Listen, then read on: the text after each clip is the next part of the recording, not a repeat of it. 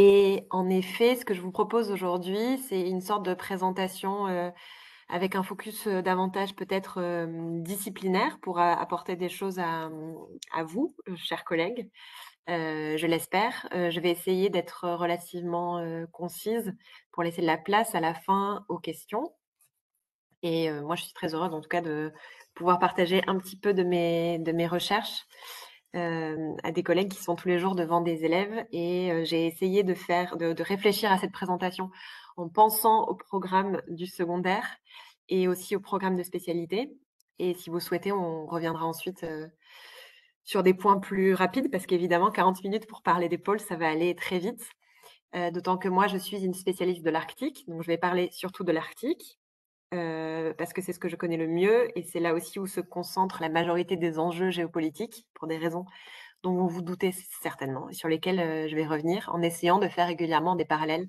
avec l'Antarctique. J'ai structuré cette présentation en 3 temps. Premièrement, je ferai une sorte d'introduction sur la question des changements environnementaux, qui sont tout de même à la base, à la racine de toutes les questions, géopolitiques qu'on aura ensuite l'occasion d'évoquer. Donc je pense que c'est bien de vous donner, même si c'est rapide, 3-4, données, 3-4 chiffres pour vous permettre ensuite d'appuyer le reste en termes de géographie ou de géopolitique.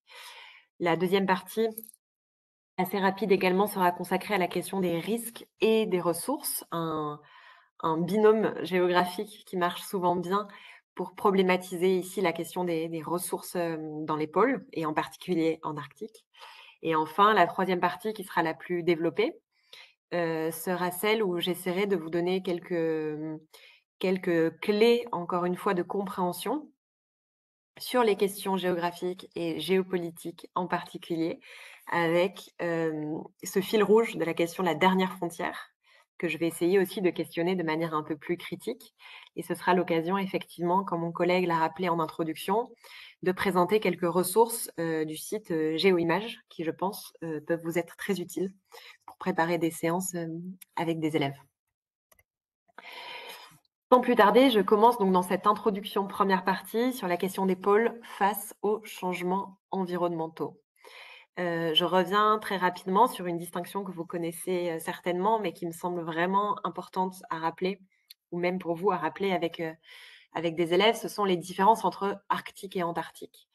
On peut penser tout d'abord peut-être aux similitudes. Le premier point commun des régions polaires, arctiques ou antarctiques, étant leur vulnérabilité face au changement climatique. Selon le dernier rapport du GIEC, les 2 régions polaires sont les régions qui se réchauffent le plus vite, environ 3 à 4 fois plus vite que le reste de la planète.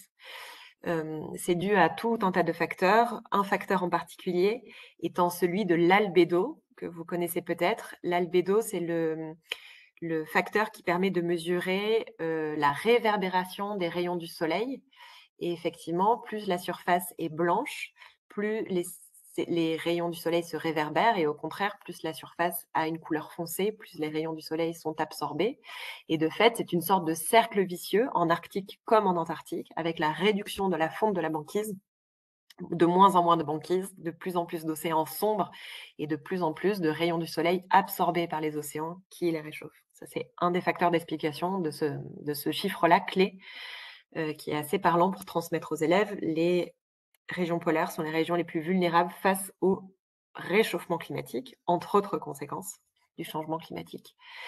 Je vais tout de suite après, distinguer, Arctique et Antarctique, mais peut-être, rappeler là 3 faits majeurs, 3 différences majeures. La première, vous le voyez, c'est que l'Antarctique est un continent entouré de l'océan austral, alors que l'Arctique est un océan arctique entouré de 3 continents, Amérique, Asie, Europe. Deuxième différence majeure, c'est que l'Antarctique n'a jamais été peuplé, il n'y a jamais eu de population permanente et encore aujourd'hui, il n'y a pas de population permanente en Antarctique. Les seules personnes, les seuls habitants au sens fort, géographique qu'on peut trouver en Antarctique étant des scientifiques et des touristes, mais qui ne passent évidemment qu'un temps limité de quelques jours, voire quelques heures à quelques semaines ou quelques mois, mais jamais plus d'1 an en général pour les hivernants ou les estivants des stations scientifiques, alors qu'en Arctique, au nord du cercle polaire arctique, vivent 4 millions de personnes. Et troisième différence fondamentale entre les deux pôles, c'est la question politique qui sous-tend les enjeux géopolitiques que je vais développer ensuite. En Arctique, parce que, entre autres, l'Arctique est un ensemble de territoires peuplés, au nord du cercle polaire, encore une fois, si je prends cette définition la plus commune des territoires arctiques, là où 4 millions de personnes vivent, ces territoires sont appropriés par 8 États, donc États-Unis, Canada, Russie, pour plus de la moitié de la population et du territoire arctique, Finlande, Suède, Norvège, Islande et Danemark, grâce à son territoire autonome du Groenland. Donc 8 États, alors que l'Antarctique est un territoire qui, selon le droit international, n'a pas vraiment de souveraineté permanente. On reviendra juste après sur ce statut très particulier. Et ces trois différences sont vraiment importantes à garder en tête puisqu'elles sous-tendent tous les enjeux géopolitiques que nous allons ensuite évoquer. Si je zoome maintenant sur le cas de l'Arctique, encore une fois, je vais devoir parler très rapidement, donc devoir être très caricatural souvent, et je m'en excuse, mais bon, je pense qu'on est tous confrontés à ce genre d'enjeu. Mais quand je vais parler de l'Arctique en général, j'aimerais juste que vous gardiez en tête l'idée que certes, il y a encore une fois, une unité des contraintes arctiques, le froid, la nuit polaire, donc pour une partie de l'année, il fait nuit, l'autre partie de l'année, le jour polaire. La question de l'englacement, la question de l'isolement, la question de l'éloignement au centre, la question de la discontinuité qui est très utile en géographie. Mais néanmoins, il y a une grande diversité de territoires arctiques. Alors qu'on le verra en Antarctique, il y a une sorte d'uniformité dans le désert de glace globalement. Mais en Arctique, la situation est très différente. Je vous l'ai dit tout à l'heure, il y a 4 millions de personnes qui peuplent l'Arctique, donc ces territoires sont en fait très divers. Et si grossièrement je dois diviser l'Arctique en deux, je dirais qu'il y a un Arctique européen versus un Arctique américain, et que l'Arctique européen est davantage peuplé, mis en valeur, développé économiquement, pour deux raisons principales par rapport à l'Arctique américain. La première raison principale étant des raisons climatiques, environnementales, puisque l'Arctique européen jouit du courant chaud qui s'appelle le Gulf Stream, dont on bénéficie aussi évidemment en France. Ce courant chaud qui part du Golfe, qui s'appelle encore le Golfe du Mexique, qui remonte le long de l'Atlantique et qui baigne de relative chaleur toute la côte atlantique jusqu'au Cap Nord, jusqu'au nord de la Norvège, jusqu'à l'Arctique européen. C'est pour ça, vous le savez, qu'en France, à Bordeaux et à Montréal, au Canada, à des mêmes latitudes, en hiver, il y a parfois 40 degrés de différence. C'est grâce à ce courant chaud. C'est grâce à ce courant chaud que la ville de Tromsø, que vous voyez ici dans la photographie du bas, qui est donc une grande ville de l'Arctique, qui est la ville qui se trouve à peu près 250 km au nord du cercle polaire en Norvège. C'est pour ça que vous avez une ville qui fait 70 000 habitants, je crois, avec une université, avec un cinéma, une bibliothèque, un Burger King, bon bref, une ville européenne qui, en dépit de ses conditions arctiques, en dépit d'être 250 km au nord du cercle polaire et de vivre actuellement encore à cette époque de l'année dans la nuit polaire, est une ville qui ressemble à beaucoup d'autres villes qu'on peut connaître nous, si vous réfléchissez à la question de l'habiter. La mer que vous voyez ici est libre de glace pendant toute l'année. Donc ça, c'est une différence fondamentale avec l'Arctique américain. Vous voyez une photo en haut, c'est la photo de Iqaluit au Nunavut, où là, c'est une communauté, c'est la capitale du Nunavut, mais qui ne comporte pourtant que 5000 âmes. Et j'ai pris cette photo au mois de mai, et vous voyez ici la banquise complètement gelée, et des maisons, si vous utilisiez cette photo pour en parler avec des élèves, des maisons, on ne le voit pas très bien, mais qui sont construites sur pilotis pour éviter que la chaleur des habitations ne fasse fondre tout simplement le pergélisol, la partie du sol gelé. Donc à la fois des raisons climatiques liées au Gulf Stream dont on bénéficie en Europe, qui expliquent que l'Arctique européen et même russe soit beaucoup plus développé, beaucoup plus peuplé, et également, il ne faut pas être déterministe en géographie, également des raisons politiques. L'Arctique européen et l'Arctique russe en particulier a été mis en valeur pour des raisons de volonté politique. Si je prends un autre exemple, ce serait la ville de Mourmansk, dans l'Arctique russe, 300 000 habitants, une ville créée ex nihilo en 1917, après la Révolution russe, pour devenir le grand port arctique de la Russie. Aujourd'hui, c'est une ville industrielle de 300 000 habitants. Donc des raisons climatiques, des raisons politiques qui expliquent un petit peu cette diversité de territoires et de modes d'habiter au sein même de ce que je vais appeler grossièrement l'Arctique pendant toute cette présentation. Je vais vous donner maintenant 5 informations, 5 principales conséquences du réchauffement climatique dans les régions polaires. Après vous avoir expliqué donc les régions polaires se réchauffaient 3-4 fois plus vite que le reste du monde, je vais vous donner 5 illustrations qui me semblent particulièrement représentatives. La première, la plus évidente, je pense, dans nos esprits ou même dans ceux de vos élèves, c'est la question de la fonte de la banquise. Quand on pense réchauffement climatique dans les régions polaires, on pense banquise. Et la banquise, c'est la partie de l'eau de mer salée qui est gelée. Donc c'est très important de penser à la différence entre la banquise et par exemple des icebergs. Les icebergs, c'est de l'eau douce, la banquise, c'est juste de l'eau salée. Et dans les régions polaires, cette eau salée qui gèle quand il fait très froid, elle s'appelle donc la banquise. Elle recouvre actuellement la majorité de la partie de l'océan Arctique où se trouve le pôle Nord, donc l'océan Arctique central. Mais cette banquise, elle est considérablement réduite à la fois en surface et à la fois en épaisseur. Et on estime qu'elle va disparaître d'ici 2050. On a commencé à mesurer la banquise arctique dans les années 1900, à partir de 1979. Et on observe qu'aujourd'hui, dans l'étendue des connaissances qu'on possède, la banquise d'été, elle a perdu environ 60% de sa surface depuis environ 45 ans. Donc, en fait, la fin de cette banquise d'été, elle est aujourd'hui programmée. Le rapport du GIEC de 2020 parle de 2050. Donc, en 2050, plus de banquise d'été. Le rapport du GIEC suivant, celui-là, c'est pas le dernier, dit même 2040. En tout cas, c'est sûr que vos élèves verront la fin de la banquise d'été, même si la banquise d'hiver devrait continuer un peu à se reformer. Comme vous en rappelez dans mon petit gif introductif, là vous le voyez, cette banquise, en effet, elle bouge selon les saisons, elle s'étend davantage en hiver, elle se rétracte davantage en été. Donc même s'il n'y aura plus de banquise d'été en 2050, il y aura encore de la banquise d'hiver qui continuera à se reformer. L'image satellite dont vous avez ici connaissance vous permet de voir aussi ce dont je viens de vous parler, c'est-à-dire de la différence entre Arctique américain et Arctique européen. Ici, l'image est centrée, une fois n'est pas coutume, sur l'Arctique américain, ce qui vous permet de voir effectivement que Tromsø, dont je vous parlais, donc au nord de la Norvège, est libre de glace toute l'année.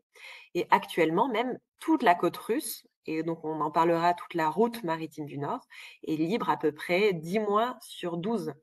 Alors que le nord du Canada, le nord de l'Amérique, continue globalement à être un désert de glace. Là, vous avez les informations pour l'été, mais en hiver, c'est toute la route, par contre, qui passe par le nord du Canada et des États-Unis, qui est prise dans les glaces. Donc, ça vous permet de voir en image cette différence-là entre l'Arctique européen et l'Arctique américain. Je vais vous donner maintenant 4 autres, d'après moi, indicateurs très intéressants, très importants, très visibles, et en même temps des indicateurs divers des changements, des conséquences des changements globaux.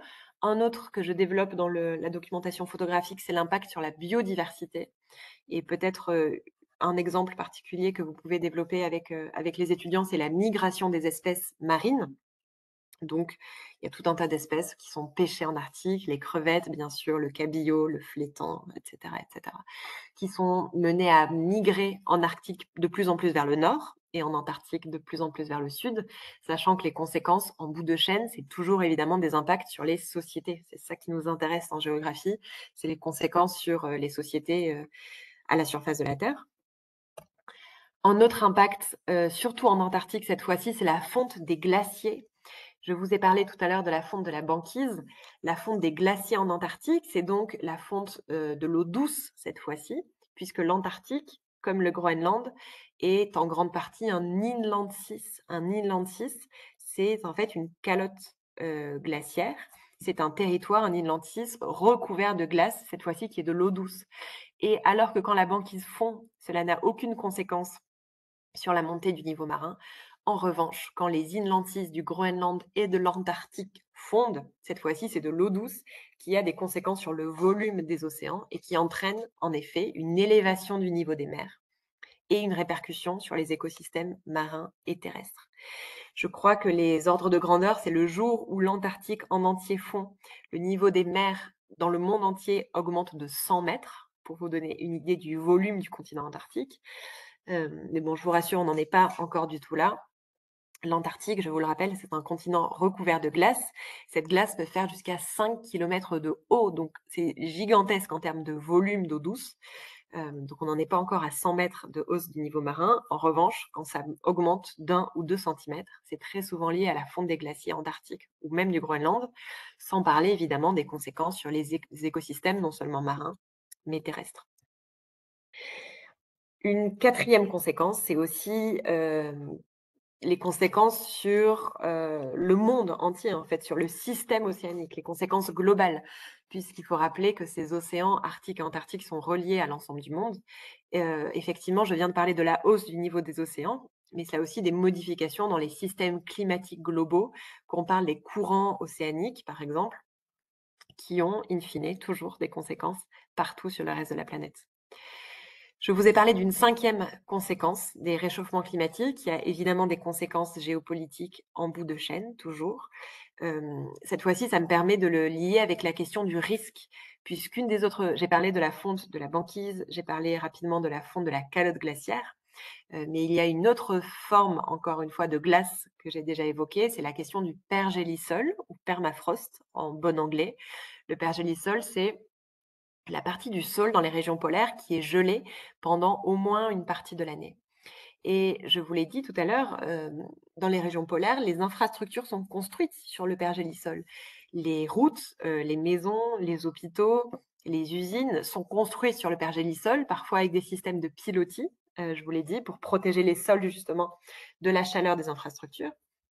Mais avec la hausse des températures, la fonte du pergélisol provoque des questions d'effondrement.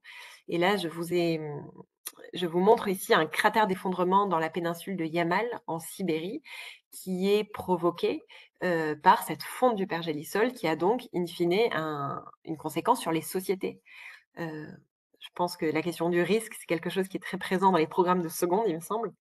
Vous vous souvenez certainement de ça. Je pense que c'est quelque chose que vous enseignez, la conjonction d'un aléa et d'une vulnérabilité. La vulnérabilité, elle existe en Arctique, puisque ce sont des territoires peuplés, moins en Antarctique, je vous l'ai dit, il y a moins de vulnérabilité humaine. Et la question, effectivement, de l'aléa, elle est de plus en plus fréquente en Arctique, avec non seulement la fonte du pergélisol, mais également la question de l'érosion marine. Vous voyez ici dans le petit gif, non pas dans le petit gif, dans le petit schéma, que j'ai trouvé sur le site Géoconfluence, je crois dans l'article que j'ai rédigé sur l'Arctique. Vous voyez ici la question du pergélisol et de l'érosion à la fois marine, à la fois éolienne et à la fois la fonte du pergélisol, 3 différents aléas qui sont amenés à devenir plus puissants sous l'effet du changement climatique et donc qui représentent un risque accru pour les sociétés. Qu'on parle de cratères d'effondrement en Sibérie, par exemple, ou qu'on parle dans la mer de Beaufort au Canada, de côtes entières qui se délitent, entraînant avec elles éventuellement l'effondrement de villages entiers. Donc ça, c'est important, je pense, de toujours garder en tête, notamment pour vos élèves qui ont sans doute, comme nous les premiers, l'image de territoire arctique intouché, de banquise, d'ours polaires, etc., de leur rappeler qu'il y a bien des humains qui habitent en Arctique. Ce sont eux qui sont aux premières loges des conséquences du réchauffement climatique. Et c'est de là même que proviennent ensuite tous les enjeux géopolitiques qu'on va évoquer. Le temps passe très vite et j'en viens déjà à ma deuxième question. Donc là, peut-être, je vais aller vraiment vite parce que ce sont des choses que vous avez en tête, je pense. La question du couple, risques et ressources dans les régions polaires. Et là, je vais parler seulement de la question de l'Arctique, puisqu'en Antarctique, je vais vous le rappeler, juste après, les ressources, il est interdit, grâce au protocole ou à cause du protocole de l'Antarctique, du protocole de Madrid, pardon, qui sanctuarise l'Antarctique, il est interdit d'extraire des ressources. Donc là, je me concentre uniquement sur la question de l'Arctique. Donc là, j'ai pas le temps, pas le loisir, c'est pas le lieu de développer la question des ressources de l'Arctique et nous avons trop peu de temps. Donc je me contente de vous montrer cette carte que j'aime bien parce qu'elle est bien faite, même si j'imagine que dans les manuels, il y en a beaucoup de semblables. Pour vous rappeler, quand on parle de ressources de l'Arctique, de quelles ressources on parle?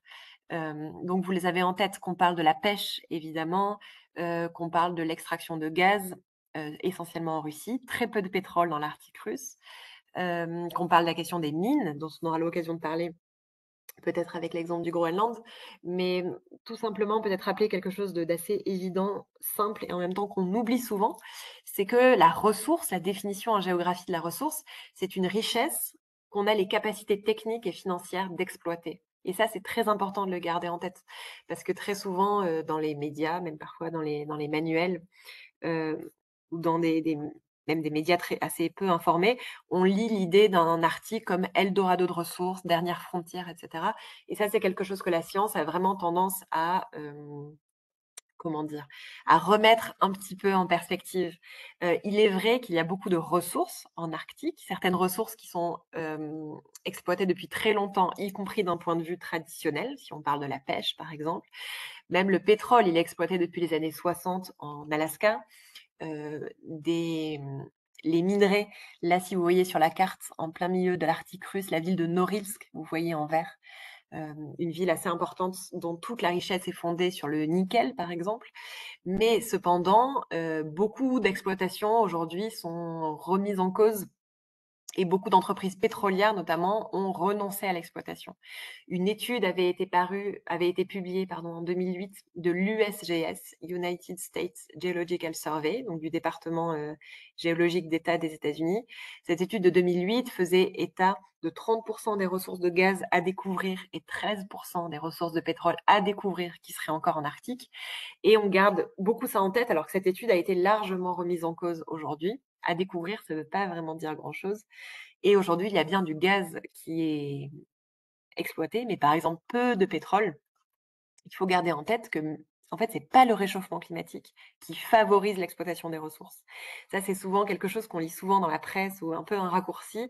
L'idée de dire, la fonte des glaces dévoile de nouvelles ressources, c'est pas simple, c'est pas aussi simple que ça. Je vous l'ai dit, le réchauffement climatique, c'est essentiellement de nouveaux risques. C'est pas la fonte des glaces qui dévoile de nouvelles ressources, de manière magique au niveau du pôle Nord. Ça, c'est faux. En revanche, ce qui est vrai, c'est que l'évolution des technologies permet de plus en plus de forêts dans des régions plus difficiles. Il n'empêche que les conditions en Arctique sont encore très difficiles, que même s'il y a le réchauffement climatique, la nuit polaire, elle existe toujours, l'éloignement au centre et au centre de consommation existe toujours. Bref, cette idée de Arctique comme Eldorado, c'est quelque chose qui est vraiment remis en cause par la majorité des chercheurs sérieux qui travaillent sur ces questions. Donc, dans le peu de temps qui m'est imparti, je voulais juste que vous gardiez ça en tête. Je vous montre cette image pour resituer cette fois-ci la question des routes. Encore une fois, j'ai été interviewée pas mal par la presse ces derniers temps grâce à Donald Trump et ses déclarations fracassantes sur le Groenland. Et à chaque fois, une question qui revient, c'est les routes maritimes du Nord dans le cadre des nouvelles routes de la soie, des nouvelles autoroutes polaires, etc. Mais cette carte seule, j'espère, va vous va suffire à, à faire baisser un peu cet imaginaire, ce fantasme qu'on entend encore une fois beaucoup et qui semble très répandu. Vous voyez ici avec cette magnifique projection que j'adore pour parler des océans, et qui est encore empruntée à Géoconfluence, un article sur les routes polaires. Vous voyez ici les points de passage de tous les grandes routes maritimes mondiales de la mondialisation, que vous connaissez par cœur avec vos élèves, j'imagine. Avec le détroit de Malacca, environ 85 000 passages par an. Suez, 17 500. Panama, 14 000. Et à côté, là, vous voyez les points de passage du nord-est, du passage du nord-ouest qui sont ridicules. Là, vous pouvez faire des petites règles de 3 à vos étudiants pour calculer les pourcentages, mais c'est absolument ridicule. Le passage du nord-ouest, c'était 5 navires en 2019, d'accord? Donc, même le point, le cartographe a dû le grossir 10 fois pour donner une ordre de grandeur. Le passage du nord-est, c'est seulement 27 navires. Donc, ce ne sont pas des autoroutes polaires, pour reprendre le terme de Frédéric Lasserre, mon collègue spécialiste des routes maritimes en Arctique. En revanche, il est vrai que le trafic augmente, mais c'est ce qu'on appelle du trafic de destination. pas du transit. Ces routes ne sont pas utilisées de A à Z pour faire passer des porte-conteneurs de l'Asie à l'Europe ou encore pire, de la façade orientale à la façade occidentale de l'Amérique. Non, non, vous voyez, ça reste trop compliqué, trop cher, pas assez d'infrastructures. Il n'y a aucun port en eau profonde dans l'Arctique américain, par exemple, etc., etc. Trop de contraintes, trop cher. Distance géométrique ne signifie pas distance coût. Et or, c'est la distance coût qui compte dans un contexte de mondialisation. Donc, on a tous lu dans des manuels ou dans la presse que les routes arctiques faisaient gagner 20%, 30% de distance kilométrique. Mais vous savez très bien que la distance kilométrique, ce n'est pas la distance coût, ce n'est pas la distance temps. C'est pas parce qu'on habite à 10 km d'un endroit que c'est forcément très rapide. Peut-être qu'il y a 3 RER, peut-être qu'il faut changer, peut-être. Bref, ça, cet exemple que vous pouvez prendre avec vos étudiants, avec vos élèves, c'est la même chose en Arctique, distance kilométrique. Le gain de distance kilométrique n'égale pas gain de distance temps ou de coût, qui est là le nerf de la mondialisation. Donc ces routes sont utilisées, mais pour de la destination. Aller pêcher et ramener dans un village, alimenter tel ou tel village en eau ou en bois, de plus en plus de tourisme, de plus en plus de navires scientifiques, de plus en plus de pêche, etc. Mais ce ne sont pas des routes utilisées pour le transit international. Je m'arrête là pour la question des ressources, parce que j'ai trop peu de temps. Et j'en viens donc au troisième temps, la question des enjeux géopolitiques, arctiques et antarctiques, avec la question de la nouvelle frontière. Je mets en exergue trois illustrations que vous pourriez utiliser avec des élèves, mais qui sont en fait que j'ai utilisées dans la documentation photographique, qui sont trois matériaux différents, trois époques différentes, qui répètent tous cette idée de dernière frontière, cette idée de conflit. La première, une du petit journal, que vous avez l'habitude, je pense, de voir avec des élèves, qui montre deux Américains qui sont en train de se bagarrer pour planter le drapeau états-unien au niveau du pôle Nord. Et vous savez peut-être que c'est la Russie, en attendant, qui l'a fait en 2007 sous la banquise. Deuxièmement, une série très intéressante peut-être à utiliser, ne serait-ce que le début, avec vos élèves, une série norvégienne. Vous connaissez peut-être le célèbre auteur de polar, Jon Esbo, qui est la série norvégienne qui a le plus marché au monde, la plus chère, qui raconte l'invasion de l'Arctique norvégien par les Russes pour une histoire de pétrole. Et enfin, un ouvrage de Michel Fouché, géographe et diplomate, qui s'appelle L'Arctique, la nouvelle frontière, qui date de 2010, je crois, ou des années 2010, et qui même un ouvrage qui se veut scientifique, qui répète cette idée de nouvelle frontière au sens, bien sûr, de front pionnier, d'avancer toujours plus vers le nord, peut-être, dans le monde. Ça serait le dernier endroit du monde, l'Arctique ou l'Antarctique, qui est intouché, le dernier endroit au monde où la mise en valeur, le front de mise en valeur continue à se déplacer. J'aimerais remettre ça un petit peu en perspective dans le peu de temps dont je dispose. Désolée de courir un peu. Et là, je vais mettre en perspective la question de l'Arctique et de l'Antarctique. L'Arctique, vous le savez, c'était l'endroit du monde où les deux blocs étaient le plus proches pendant la guerre froide, un peu moins de 85 km séparés URSS et États-Unis au niveau du détroit de Bering. Et l'Arctique, à la fin de la guerre froide, c'était un véritable cimetière nucléaire. Je vous mets ici une illustration issue d'un groupe de travail du Conseil de l'Arctique qui montre dans la mer de Barents en particulier les déchets nucléaires. Et c'est de la protection de l'environnement qui est née à la fin des années 90. Le Conseil de l'Arctique, qui était une organisation qui fonctionnait plus ou moins bien jusqu'en 2022 où ces activités sont mises en pause depuis l'invasion de l'Ukraine par la Russie. Mais cette organisation qui, pendant 25 ans, a pacifié, si on peut dire, le Grand Nord en mettant autour de la table les 8 États arctiques avec 6 organisations de populations autochtones. Mais je vous le répète, l'Arctique, c'est un ensemble de territoires qui sont appropriés par des États. Et donc, la situation n'a rien à voir avec l'Antarctique, où là, la situation géopolitique a été gelée, si j'ose dire, sans mauvais jeu de mots, par le traité de l'Antarctique en pleine guerre froide, qui, en 1959, décide de mettre fin à de nouvelles revendications, mais décide de statuer sur les 7 pays qui, eux, ont revendiqué des territoires. La France en fait partie, avec la terre Adélie, et les autres pays revendiquent soit pour des raisons historiques, c'est le cas de la France, du Royaume-Uni, de la Norvège, soit pour des raisons de proximité géographique, c'est le cas de l'Australie, de la Nouvelle-Zélande, de l'Argentine, du Chili, revendiquent des portions de ce territoire. Donc, en 1959, ce traité de l'Antarctique, tout à fait exceptionnel dans un contexte de guerre froide, valide des revendications, interdit à de nouveaux États de prétendre à des revendications, mais fait que vous pouvez ne pas reconnaître ces revendications, mais vous ne pouvez pas, à votre tour, revendiquer des portions de ce territoire-là. Et je vous renvoie vers un article que j'ai rédigé pour Géoconfluence, qui essaye de résumer de manière pédagogique cet enjeu juridique un peu complexe, il faut bien le dire.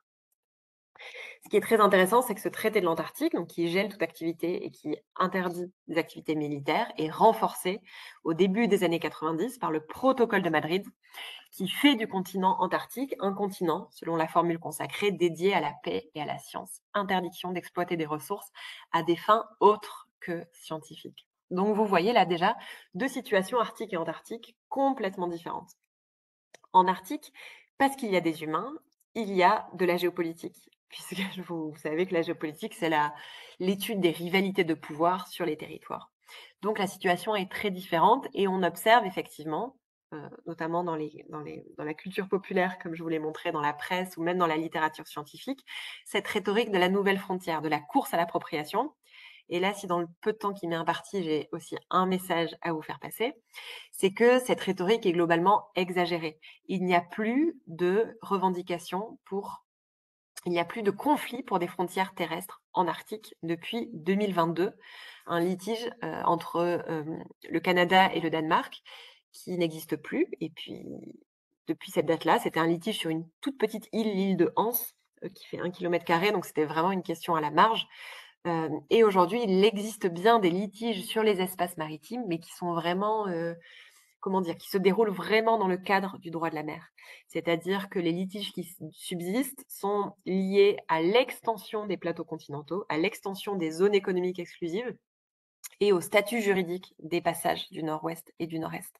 Mais ça reste vraiment des choses à la marge et y compris la Russie, dont on parle beaucoup, respecte actuellement en Arctique du moins le droit international et fait passer toutes ses revendications devant la commission des limites sur le plateau continental. Donc, c'est des dossiers scientifiques qui visent à demander l'aval pour ces revendications-là.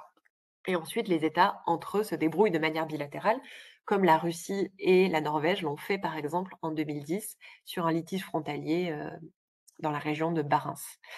Donc voilà, si j'avais un message à vous faire passer sur la question des ressources, c'est il n'y a pas tant de ressources que ça et c'est plus compliqué que ce qu'on entend. Si j'ai un message à vous faire passer sur la question de la géopolitique, c'est il n'y a actuellement pas de conflit sur les frontières terrestres. Il n'y en a plus en Arctique et quelques litiges sur les frontières maritimes, mais ça reste vraiment à la marge. Et de toute façon, pour rappel, 95% des ressources se trouvent au sein des ZEE déjà délimités.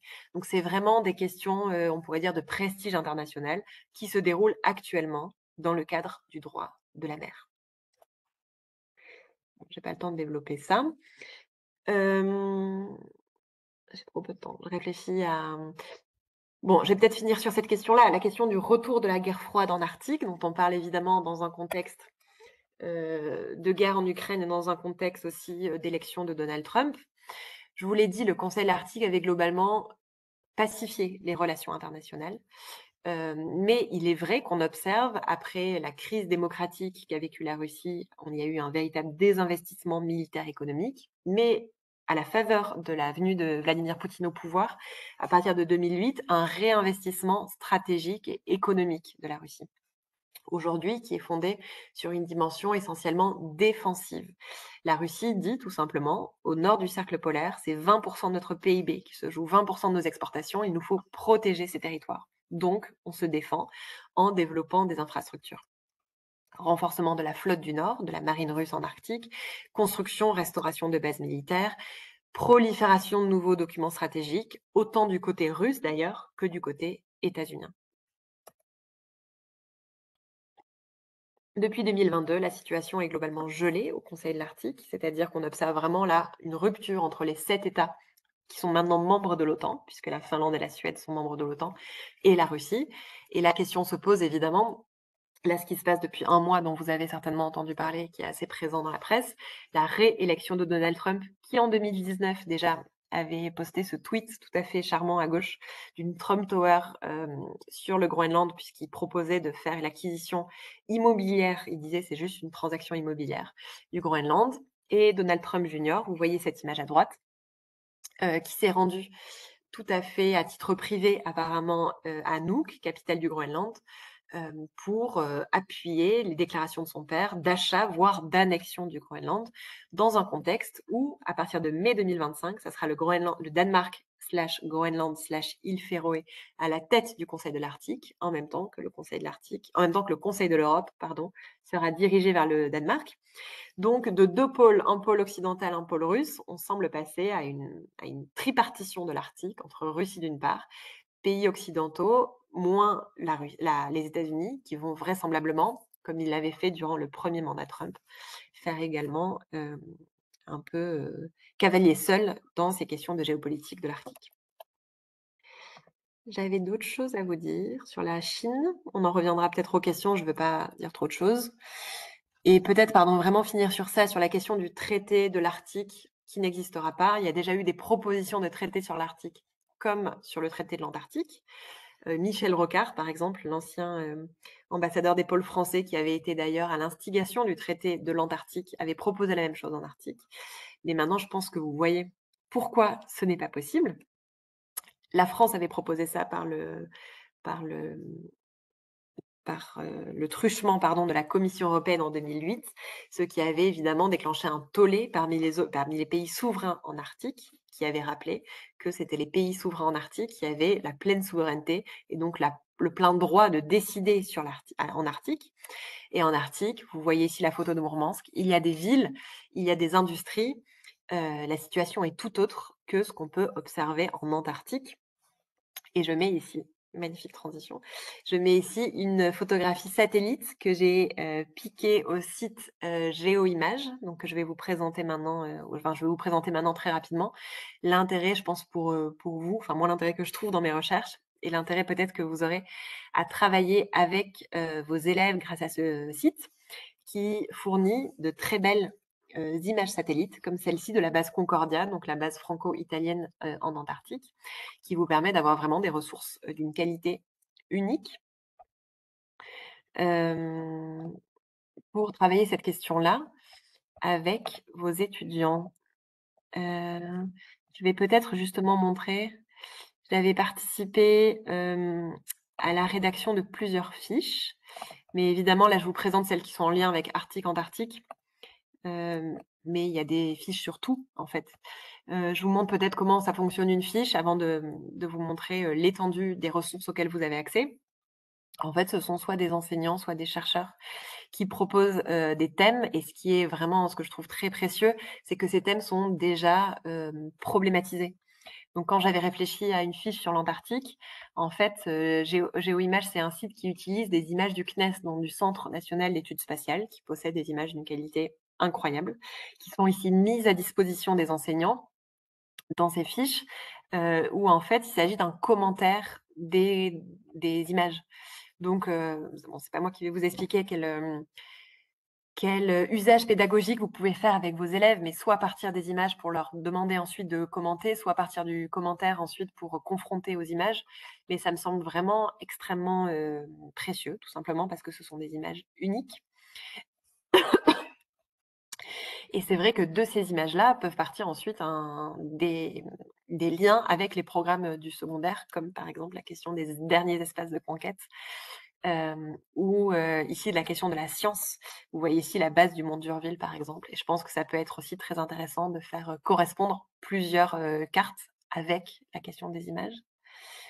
Donc il y a à chaque fois une présentation globale de qu'est-ce que c'est ici l'Antarctique, entre base scientifique et enjeux géostratégiques, comment on passe, je vous l'ai dit très rapidement, d'un territoire gelé, d'un territoire sanctuarisé pour la science, à l'avènement de nouveaux enjeux géostratégiques, y compris autour des questions scientifiques. Et ensuite, c'est un système de zoom. Vous voyez ici la station du Mont d'Urville, et ce genre de photographie combiné à un plan de la station, par exemple, je pense que ça peut être tout à fait passionnant à étudier. Vous voyez ici que ça donne. Et évidemment, cette image, c'est celle que j'ai utilisée pour comparer la situation en Arctique et en Antarctique. Et ici, on voit ou on devine, ou vous pouvez faire deviner aux élèves les pistes d'atterrissage, par exemple, ou les bâtiments qui sont même construits, avec des tunnels, tellement les conditions sont extrêmes. Ici, on devine les pistes d'atterrissage, les pistes de damage et les tunnels, les bâtiments souterrains liés aux conditions, de vie extrêmes, puisqu'en Antarctique, il fait jusqu'à -60, -80 degrés Celsius. Voilà ce que je voulais vous dire, peut-être en prenant l'exemple d'une seule, image.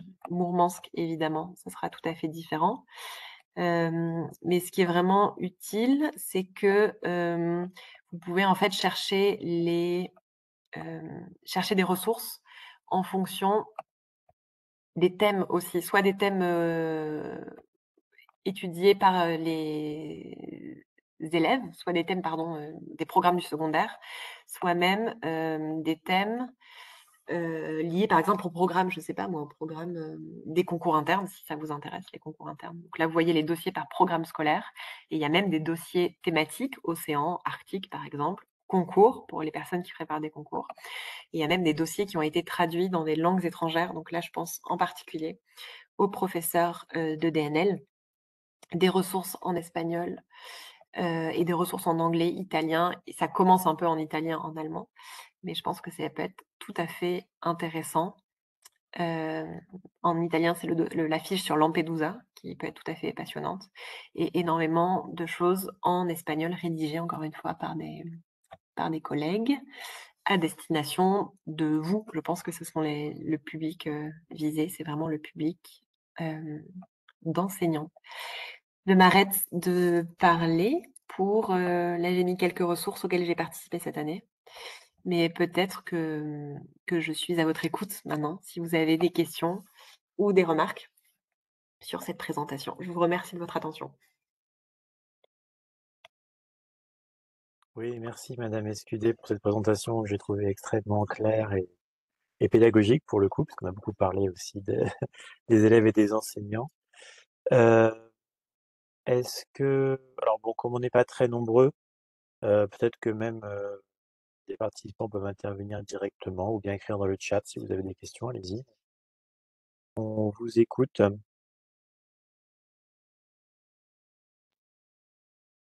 Voilà, j'affiche le chat.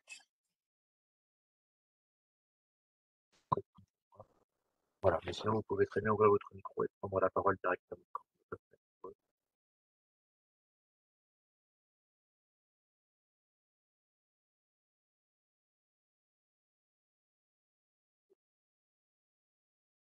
Hem, alors je sais pas Groenland, si c'est un territoire arctique. alors oui, le Groenland est un territoire arctique. Je suis pas, revenue sur ce point qui est effectivement intéressant, qui est très important. Qui est celui, des limites de l'Arctique. Mais si, comme Arctique, on comprend en fait, la définition la plus commune, la plus utilisée de l'Arctique, c'est l'ensemble des territoires au nord du cercle polaire. Et donc oui, évidemment, dans ce cas-là, le Groenland est un territoire arctique selon cette définition-là. Mais si on prend toutes les autres définitions qui existent en biologie, en climatologie, en océanographie, et cetera, le Groenland coche toutes les cases de toutes les définitions des territoires arctiques. Vous savez peut-être, j'ai eu l'occasion de l'évoquer, le Groenland, c'est également, tout comme l'Antarctique, un inland sea, c'est-à-dire un territoire recouvert en grande partie d'une calotte glaciaire. Même si son nom vient de l'expression terre verte, en fait, le Groenland est couvert à peu près 90 par une calotte glaciaire, qui, tout comme en Antarctique, peut faire jusqu'à 3 kilomètres de haut. Donc c'est un territoire essentiellement, couvert de glace et donc c'est un territoire qui appartient à l'Arctique d'un point de vue politique, donc d'un point de vue, environnemental, du point de vue des ressources, et des risques qui sont associés, qui sont liés aux régions polaires, mais aussi, de point de vue, des conditions de vie. Qu'on parle encore une fois de la question de l'éloignement au centre qui se pose de manière accrue pour le Groenland, qui est une île, la plus grande île du monde, autonome, mais encore dépendante de son ancienne colonie qui est le Danemark.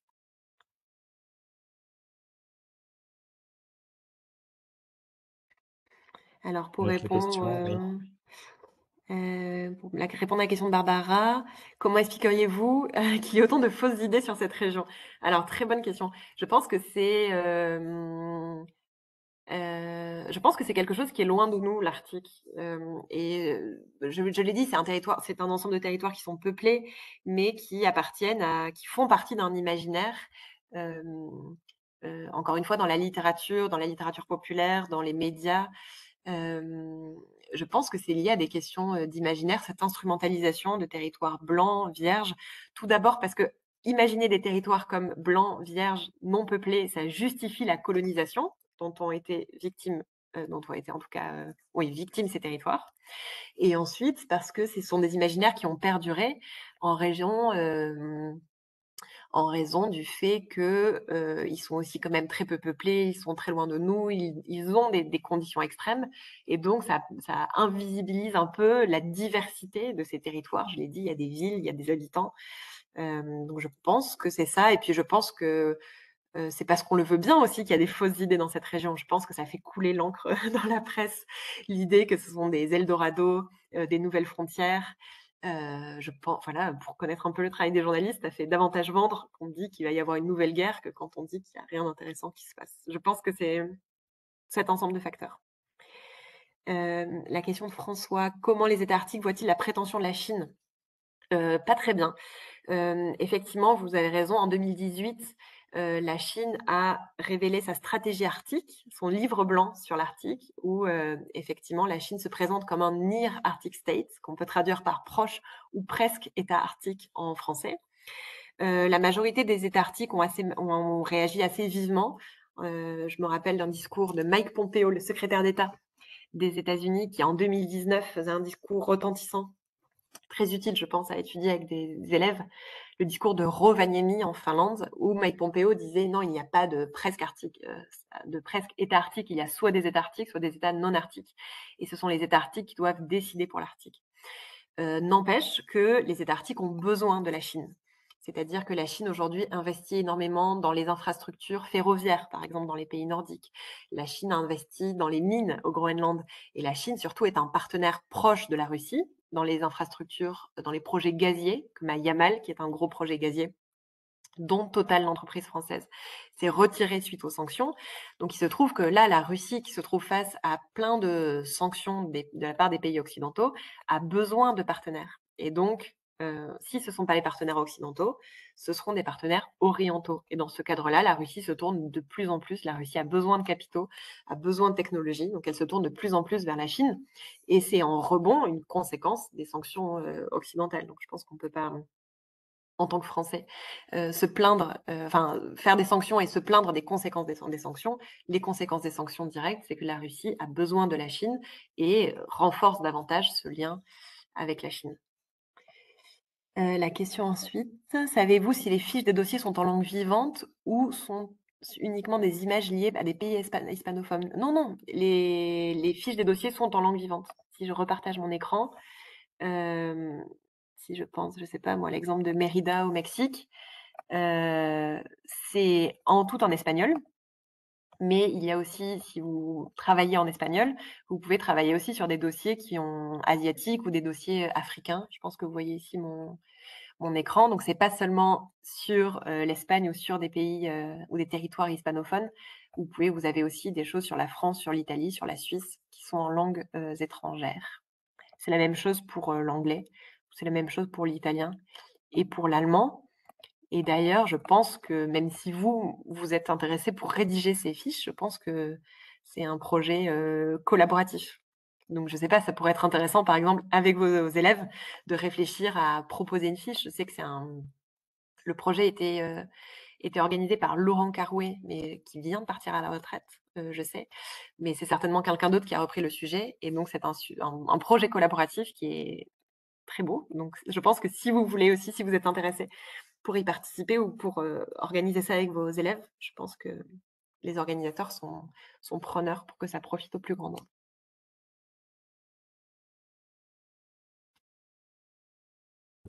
Moi, j'avais une petite question à mon tour pour vous.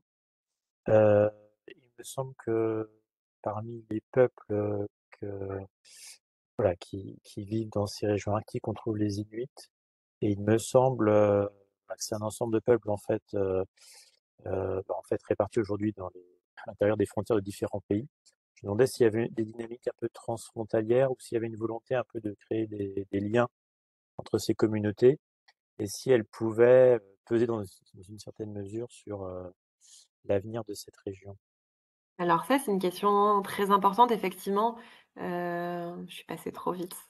Mais, pour revenir ici sur la carte du Conseil de l'Arctique, oui, vous avez raison, parmi les 4 millions de personnes qui habitent en Arctique, on compte environ 500 000 peuples autochtones. La définition d'autochtones, c'est des populations qui étaient là avant la colonisation européenne. Par exemple, au Groenland, sur les 55 000 habitants du Groenland, 98 sont des Inuits et seulement 2 des personnes, issues de la colonisation danoise, donc des descendants de colons danois ou d'ailleurs des migrants d'autres pays. Et vous avez raison, il y a une organisation à plusieurs niveaux.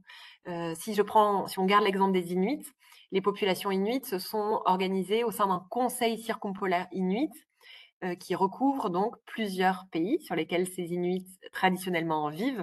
Le Canada en grande partie, les États-Unis, le Groenland, le Danemark, et il y a même un petit peu de population inuite en Russie, puisque pour l'anecdote, l'Amérique a été peuplée, les premiers habitants de l'Amérique provenaient de la Russie et ont traversé le détroit de Bering lors de la dernière glaciation, il y a environ 20 à 15 000 ans, à l'époque où on pouvait traverser à pied le détroit de Bering. Donc c'est logique qu'il y ait des populations des deux côtés de ce détroit et de cette frontière aujourd'hui entre États-Unis et Russie. Donc au niveau subrégional, on pourrait dire, il y a ce conseil circumpolaire inuit, si je prends l'exemple des Inuits, et ensuite au sein du conseil de l'Arctique, par exemple, les Inuits du conseil circumpolaire inuit ont un poste de participants permanents, c'est-à-dire ils n'ont pas droit de vote, mais ils ont un poste permanent à côté de 5 autres populations autochtones, les populations russes, les Samis, qui sont le seul peuple autochtone d'Europe, par exemple, etc., etc.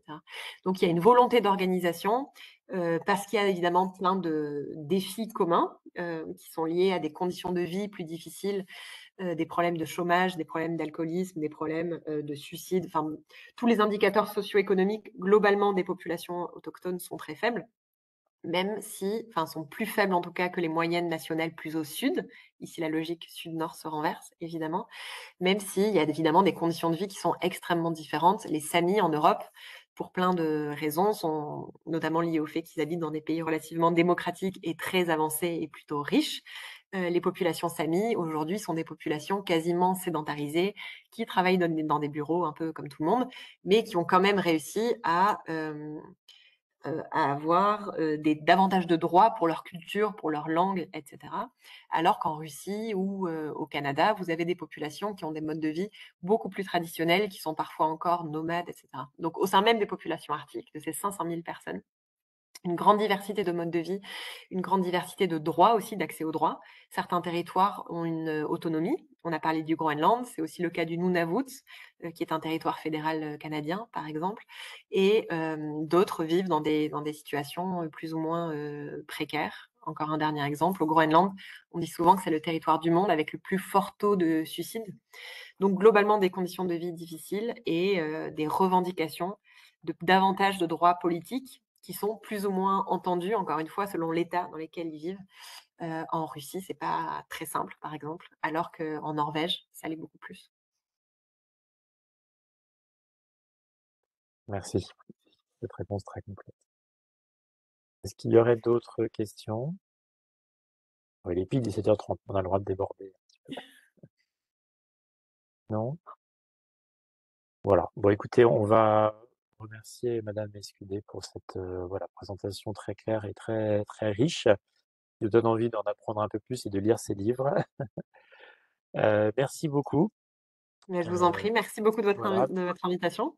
Alors, bien sûr, la vidéo a été enregistrée, j'arrête l'enregistrement. Elle va être